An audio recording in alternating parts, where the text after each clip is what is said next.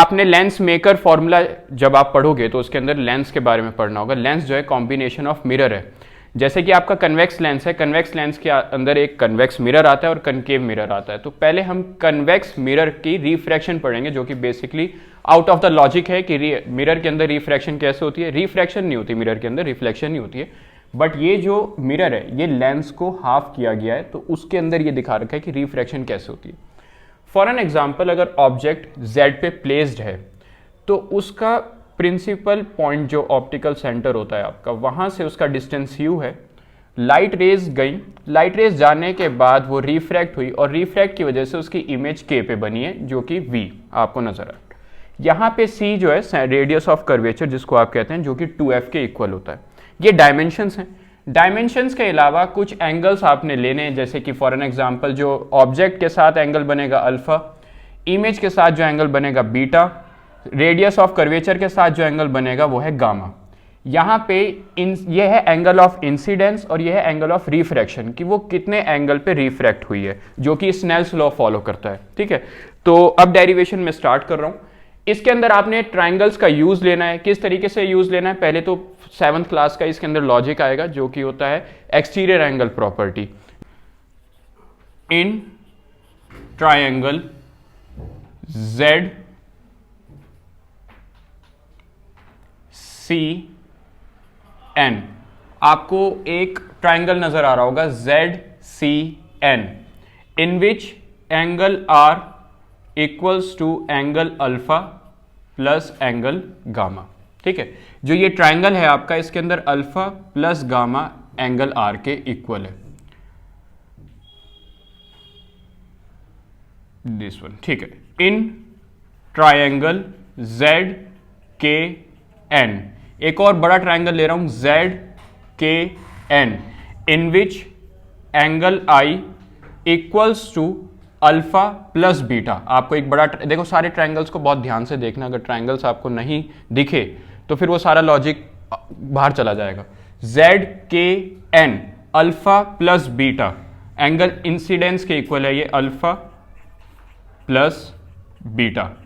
And the last one N C K, angle gamma equals to angle R plus angle beta. यहां पे ये exterior angle है जो कि दो इंटीरियर एंगल के इक्वल है। यहां से आप एंगल R की वैल्यू निकाल लीजिए, which is angle gamma minus angle beta. ठीक है, ट्राइंगल लेते हैं। In triangle Z M N, Z M N, tangent alpha, tangent alpha perpendicular NM upon base ZM। In triangle NMC, in triangle NMC,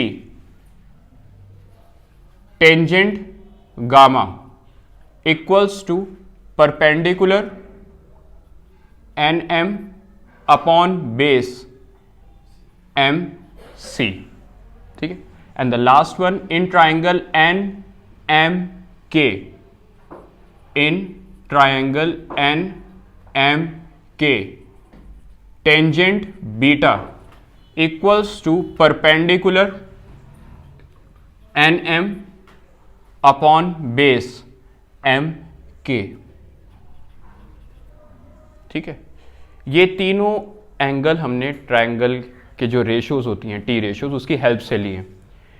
इसके बाद एक चीज की consideration है, जैसे पहला आपका ट्रायंगल है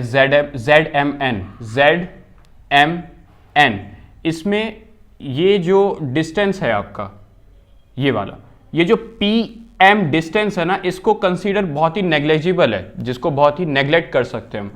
तो अगर, क्योंकि ये देखो बहुत ज़्यादा फोकस्ड है, इसको माइक्रोस्कोप किया गया है, अगर इसको माइक्रोस्कोप ना किया जाए तो जो ये वाली लाइन है वो कहीं ना कहीं इसी से ही लिंक्ड है, बहुत ही जूम लेवल पे ये।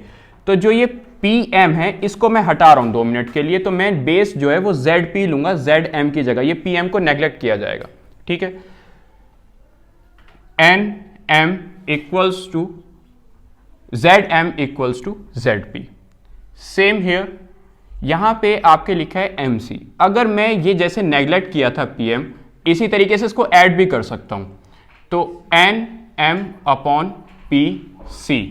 हियर एम के दोबारा से इसको ऐड करूंगा तो ये हो जाएगा पी के, N M upon P K. ठीक है, अब चलते हैं स्नेल्स लॉ के ऊपर। According to Snell's law, sine of angle of incidence upon sine of angle of refraction is always constant. यहां पे कांस्टेंट है रिफ्रैक्टिव इंडेक्स, जिसकी रेशियो आपको यहां पे बता रखी है। ν1 is considered to be a rarer of refractive index and ν2 is considered to be a refractive index of denser। तो अगर मैं यहाँ से रेशियो निकालूं तो वो आएगी ν2 upon ν1 which is sine I upon sine R. Sine I µ1 equals to µ2 sine R. Equation it about to be equation third.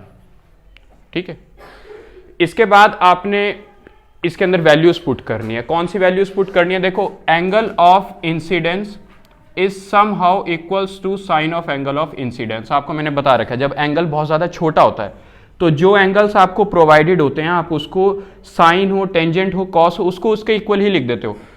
इसी तरीके से R is similar to sine R. तो जो आपकी इक्वेशन 1 है वो आपकी µ1 आई इक्वल्स टू µ2 आर। यहां पे अब आपने वैल्यू डालनी है किसकी? आपने एंगल आई की भी वैल्यू निकाल रखी है और एंगल आर की भी वैल्यू निकाल रखी है। प्रोवाइडेड है µ1 I is equals to µ2 are. यहां से आप एंगल आई और एंगल आर की वैल्यू जो आपने पहले निकाल रखी है फर्स्ट स्टेप में, वही आप पुट करोगे।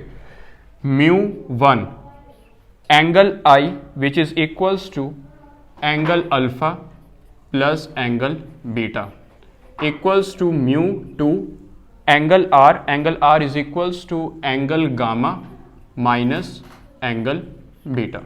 आपको अल्फा बीटा गामा की भी वैल्यू टेंजेंट ट्रिग्नोमेट्री रेशियो के थ्रू आपने निकाल रखी है, which is µ1 alpha N M upon Z P plus beta N M upon P K equals to µ2 gamma N M upon P C minus N M upon P K. ठीक है, ऊपर से आपका एक फैक्टर है जो कि कॉमन आ रहा है विच इज एन एम। अगर आप लेफ्ट हैंड साइड और राइट हैंड साइड उसको कॉमन ले लो तो वो कट हो जाएगा। µ1 1 upon Z P plus 1 upon P K, µ2 1 upon P C 1 upon P K. अब इसको अंदर मल्टीप्लाई करा दो, µ1 upon Z P plus µ1 upon P K equals to µ2 upon P C minus µ2 upon P K.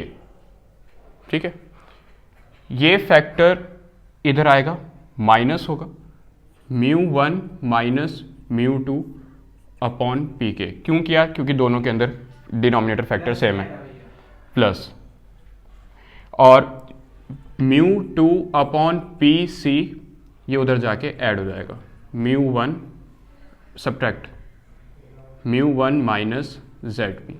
अब ये जो वैल्यूज़ हैं आपकी वहाँ पे सब लिखी हुई है, वही वैल्यू आपने पुट करनी है। µ1 plus µ2 upon P K which is v equals to µ2 upon P C which is r, µ1 upon Z P which is minus u and minus minus plus. ठीक है, ये है आपका refraction through a spherical mirror which is convex mirror. ठीक है, note कर लो।